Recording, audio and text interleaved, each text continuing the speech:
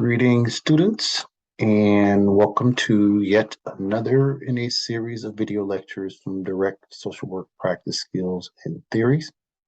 Tonight, we're going to be discussing developing goals and formulating a contract. So without any further ado,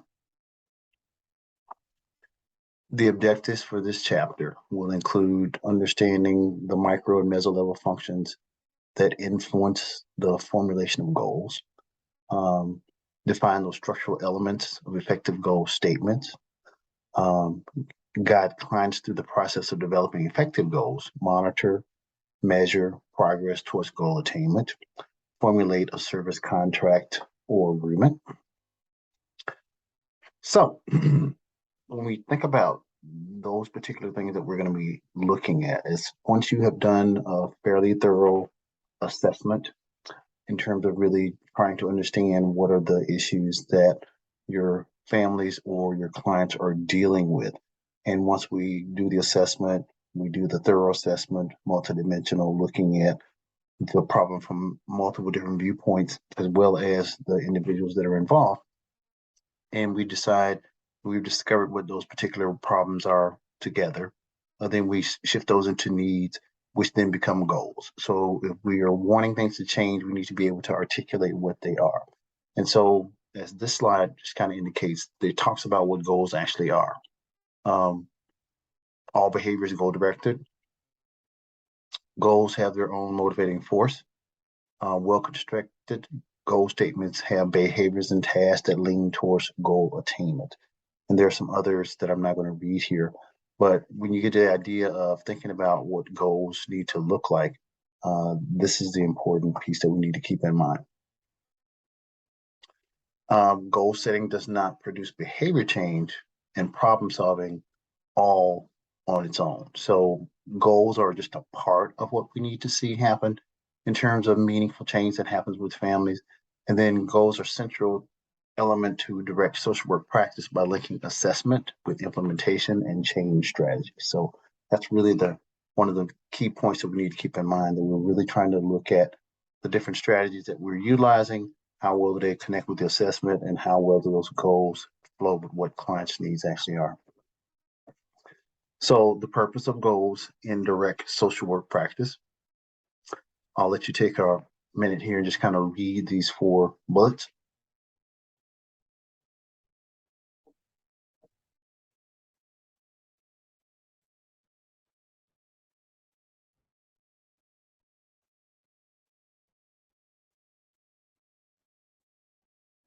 All right. So again, these are the things that we're looking at as it relates to the purpose of goals. It gives us a target to shoot for. It gives clients a clear understanding about what the expectations are. And so we have to do those together in a collective fashion alongside the clients. I'll give you a moment to kind of read through this other section of goals in terms of what's in direct social work practice.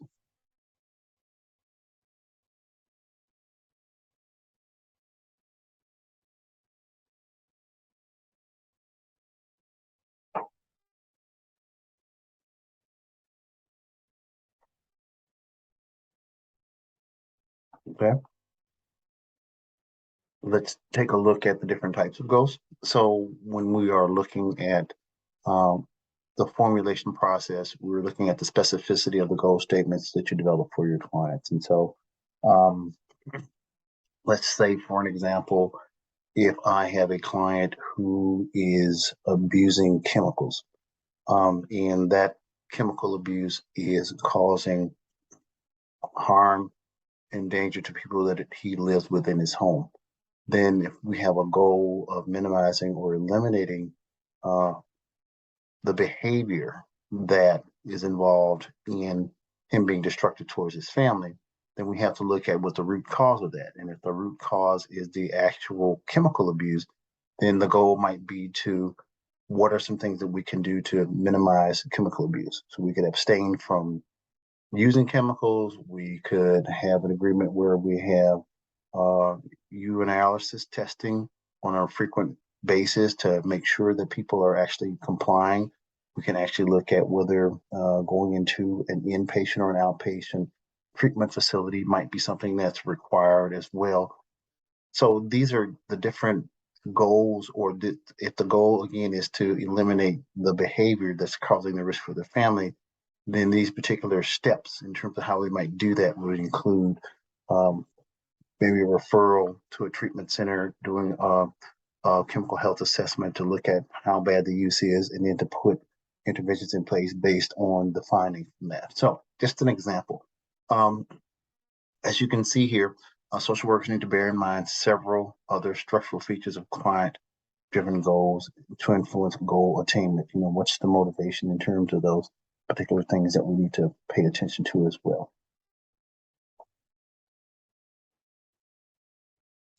We also have long-term goals framed that frames people's ambitions with their identities and their values. So what do people want to see themselves 6 months from now, a year from now, in terms or in relation to the issue that brought them to the attention of the agency or to the social work field. Short-term goals, sometimes we have to break those goals into shorter term steps, step 1, step 2, step 3, before we can actually accomplish those goals. The short-term goals help people make the link between the task and the divine time frame in terms of helping to make progress towards the long-term objective. So again, that whole goal planning needs to look at all of those things. I think also the identity-based motivation theory suggests that people are more motivated to gain goals that are consistent with how they see themselves in the future. So if we can envision where we want people to be, or if they can envision where they want themselves to be, then it's a little bit easier, according to this, to get to that particular goal. When we think about the types of goals, there's some goals around avoidance. There are approach goals that identify a positive end state in terms of what we're going to look at in terms of what's happened as we move through this particular change process. And then also research suggests that goals setting that many people avoidance goal may be important in terms of the balance of the approach and avoidance goals may be a potential motivator. So utilizing both of these in concert with what the needs of your client and your client family is actually indicating is going to be very, very important. Performance goals defines the outcome. Learning goals emphasize the acquisition of knowledge, skills that people can use in short-term goals. For example, if I've got a parent who is struggling with parenting her children or parenting their children, then a long-term goal might be to improve their parenting. And one of the things that we might utilize might be attending a parenting skills course with different training aspects, different educational opportunities for them to learn and demonstrate how to actually parent their child. And the long-term goal would be that once the services are no longer needed, that parenting has returned to a level there where there's no oversight that's continued to need. So thinking about things like that in terms of learning performance goals, then the measurable goals in terms of, if we're trying to reduce behaviors by 50%, then we can actually develop tools that help the client track how well they're progressing, maybe week to week or day to day in terms of those goals. So again, looking at the types of goals are going to be very important in terms of that. And then some performance goals might be inappropriate when you do your assessment reveals that your clients just don't have the skill sets or the knowledge to actually kind of move forward in terms of doing that. So if I've got a client who might be developmentally delayed, then I might look at a different set of goals just based on their capacity to actually follow through with some of the things that we have agreed that they need to address. So again, really taking those things into consideration is going to be very, very helpful. You got empowerment-oriented goals. You got achievement of empowered-oriented goals. Empowerment goals are consistent with anti-oppressive approaches. And so that's going to be very, very important, especially when we're working with culturally diverse families that focus on social, economic, and environmental justice. Also understanding that compliance and conformity to goals is usually responsive to requirements of the larger social systems and authority figures. So again, you may be moving kind of back into that anti-oppressive approach if we just leave it there in terms of that. So really being careful how we craft and word those goals to make sure that we try to minimize that particular impact. Risk and resilience goals. As we can see here, now I'll let you just kind of read for a second.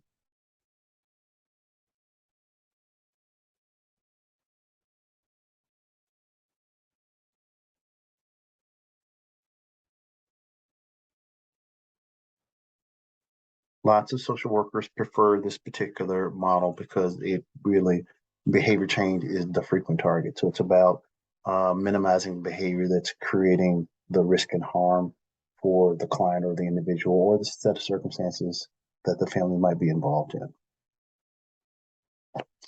When we think about factors that influence goal formation, client preferences really should be high on the list in terms of understanding the assessment of their presenting problems. So if clients have a clear understanding about what the actual issues are, you've done a good job in terms of your assessment or your ongoing assessment, and the client understands and buys into that, then it leads itself to a little bit much an easier time, I guess, in terms of being able to get those clients' preferences kind of really taken a look at.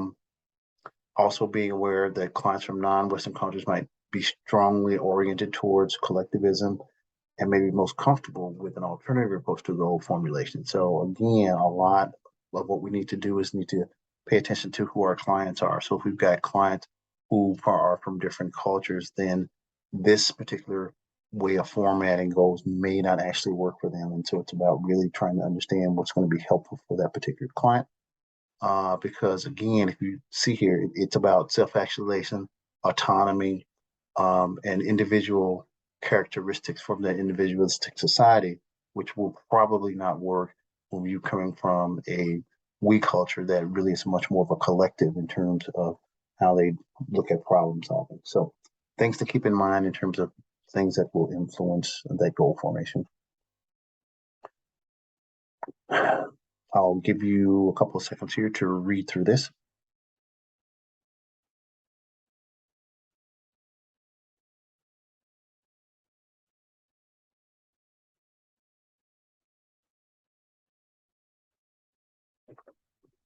Right. So when we think about how we're going to format those goals, those are important things that we need to also understand as well.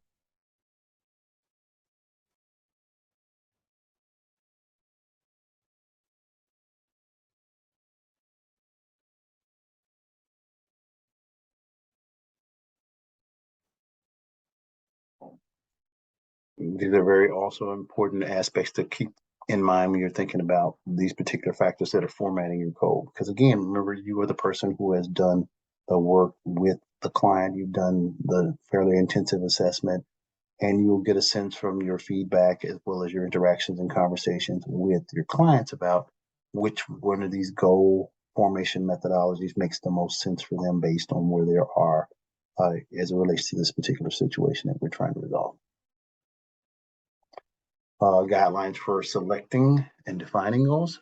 So again, being sensitive to and empathy for the reality of clients' goals decisions can be especially important in cross-cultural interactions. Can't emphasize that enough.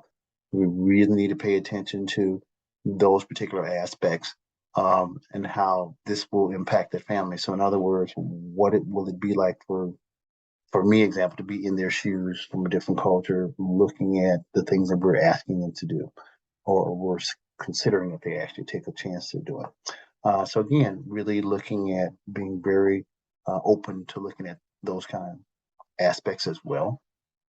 To This goal formation also leverages the strengths of two experts, the client's expertise and the circumstances that affect their lives, and the social worker's expertise and the roles they play in helping. So clients are experts on who they are. Social workers are experts in what they do. And the best strategy is to look at how we can combine those particular two aspects to come up with goals that are much more realistic and much more likely to actually get done. When we think about goals for minors, we also have to keep in mind, as you've kind of probably learned or will be learning about in HBSC, in terms of life stages of development, where people are in relation to their age, culture, and social position. And so we will do something different more than likely if we've got younger children and adolescents than we would do if we had adults just for any number of reasons. So making sure that as you're thinking about developing these goals for kids, that they be a part of that particular process, but it also be age and developmentally appropriate for them in terms of their own cognitive development and emotional maturity. Again, this particular process rests on the engagement and assessment skills, and they're throughout your text. We can always go back to those and refer. We also think that it's important to remember that these goal formulation tasks can help you and your clients establish a client-driven empowered system or strength-based system based on what might be happening for them that they're actually able to do well. So thinking of things in that particular manner will also be helpful for you as well.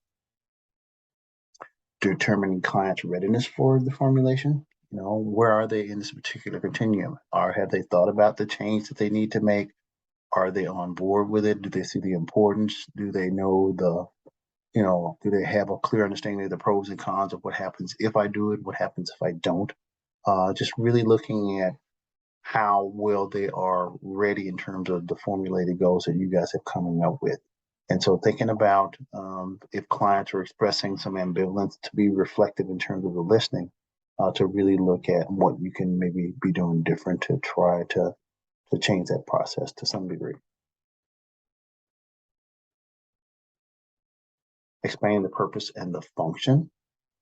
Clients may be comfortable talking about short-term, long-term goals, while others might be more comfortable talking about what they hope to be doing next year. So again, looking at it through this cultural lens, looking at it through this lens of trauma, looking at it through this anti-oppressive lens.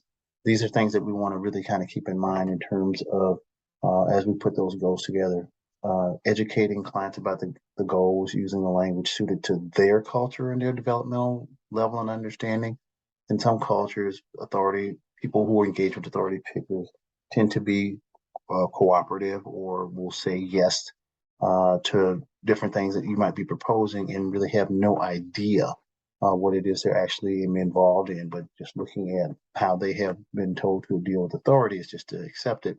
These are things that you need to be aware of as it relates to looking at different cultures to make sure that you're not getting true buy-in from the clients that you're actually working with. So really discussing those goals and making sure that people understand it from their own particular perspective is going to be helpful.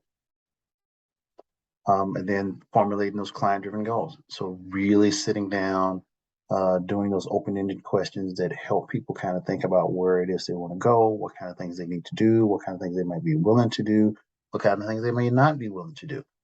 So really understanding the value in terms of looking at that from a short-term standpoint as well as a long-term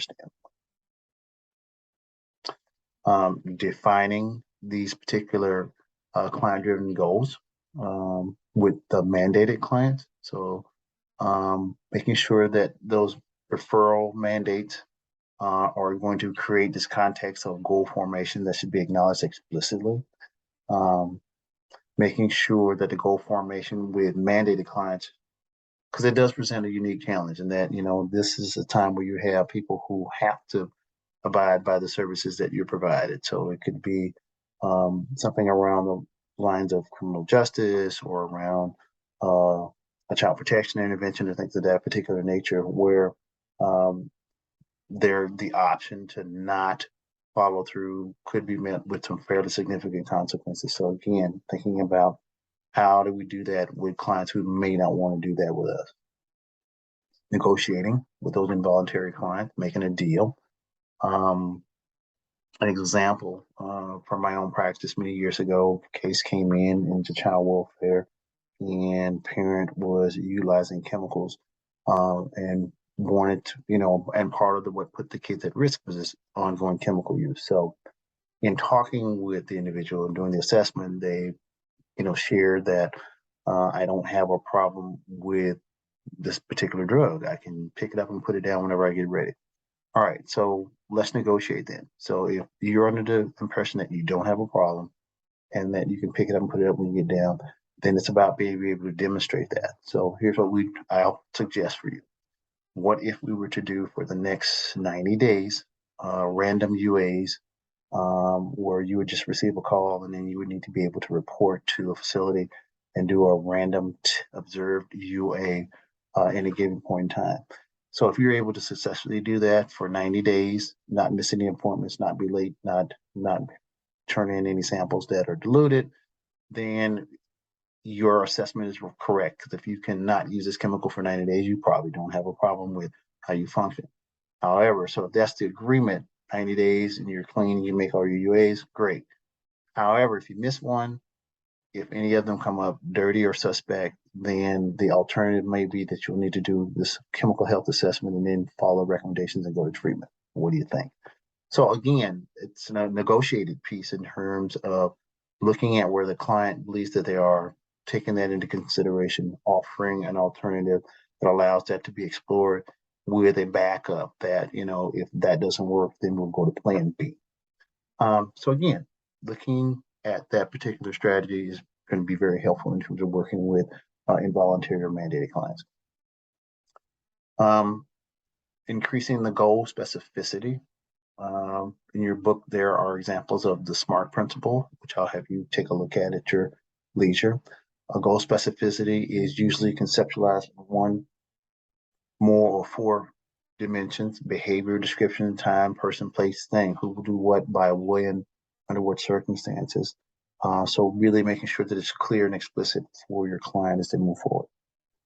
Looking at those barriers to goal attainment, really looking at what influences the motivation, looking at using scaling questions as a way to kind of get at what that level of commitment is, and then anticipate in the future which barriers existed to the goal attainment, looking at different strategies.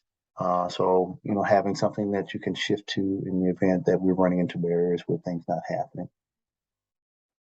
Rank the goals according to the client's priority. So again, if it's a client-driven, strength-based plan, then even if it's mandated, if we can look at arranging it in the ways that the clients feel like are the most important, that's a strategy that could be utilized to get more buy-in as well in terms of working with those particular clients. So think about that as a strategy as well as the other things that are here. So I'll give you a minute or two to read that.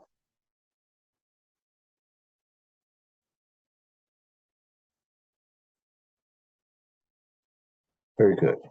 And then, of course, we've got the measurement aspect. So we've got the qualitative evaluation. We've got measurements that need to be taken before change-oriented interventions take place. So in other words, if I'm doing a process that maybe looks at a person that may have some cognitive distortion, and right now we do a baseline and they are having 50 or more cognitive distortions per day, we give them a strategy to utilize, and then we give them the ability to kind of measure using a self-directed tool to kind of track how many times based on this intervention, is there an increase or is there a decrease in the amount of distortions that they're having a day, or set a goal for let's get it down to 25 per day instead of 50, and having the client look at that piece, as well as single subject designs as an example that can be used across various settings. Again, those measurements are going to be important.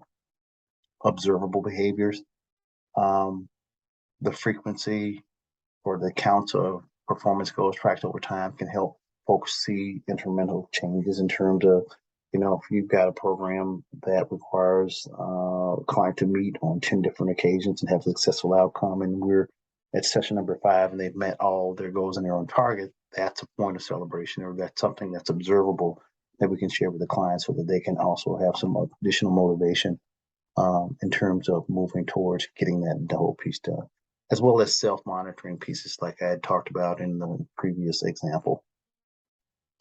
Retrospective estimates for baseline behavior measurements obtained before you do the intervention.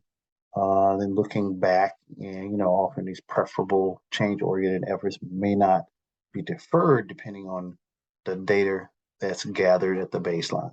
So really understanding this evidence-based piece as well. So I'll give you a couple of minutes to take a look at this as well.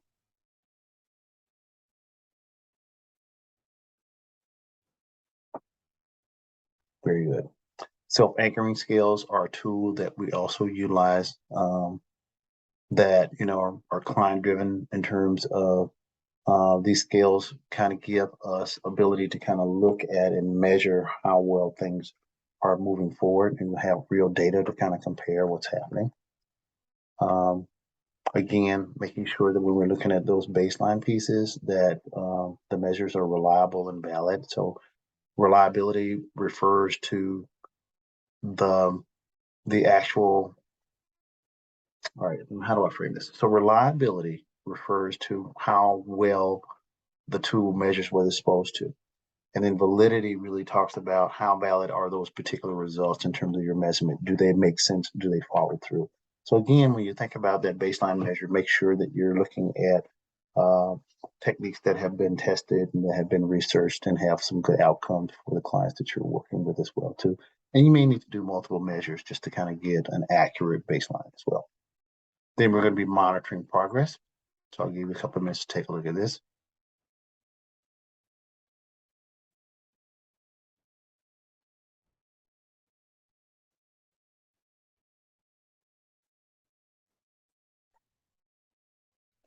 Okay.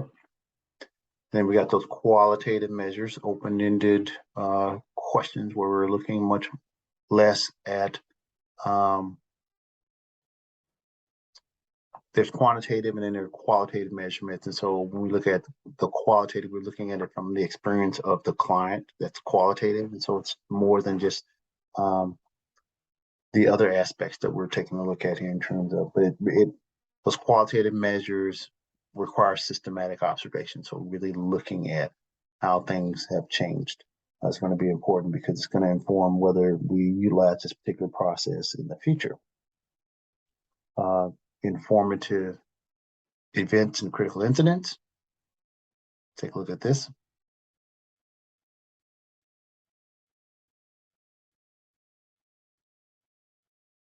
What we're trying to do here in the evaluation piece is to really make a determination about whether the techniques or the things that we've implemented are the actual reason for the change actually happening. So just from a scientific standpoint, to really make sure that those things are there. And then you can look at the various ways of changing methods or combining them so that you can get the outcome that you're looking for in terms of your work with your clients. And then evaluating your own practice. How well did you do things? Did you follow through? Did you look at the feedback from the clients? Did you integrate that? Did you use the qualitative or the quantitative method, or did you use a combination of both? What did you learn? Was it successful? It's something that you could try again with a future client. So again, as an ethical social worker, you're challenged to actually evaluate your practice as well. And then finally, the contracts.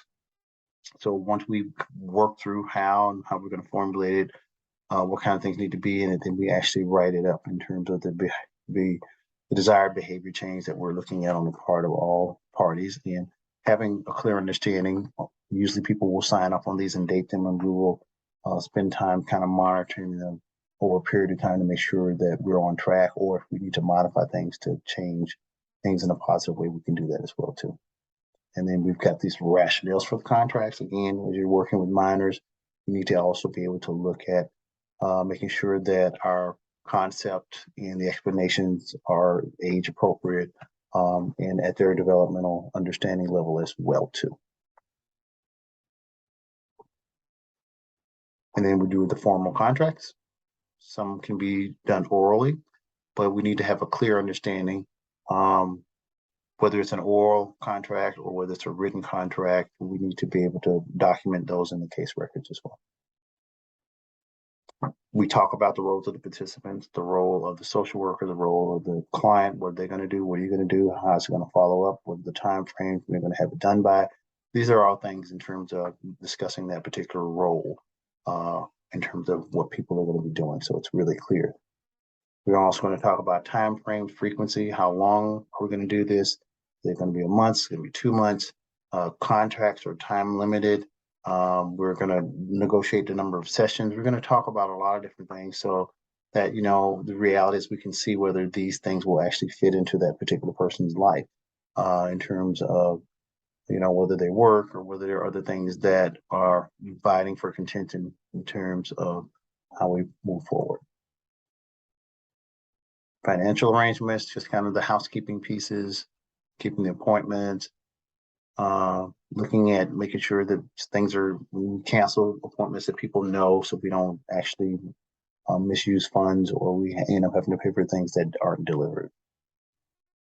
All right, so that brings to a close that whole notion of contracting. You can see it's fairly complex and kind of laid out. And in your lab course, there will be an opportunity for you to do some contracting with a client and to get a feel for what it's actually like in terms of that. So without any further ado, make sure you do your readings and come to lab prepared to have fun.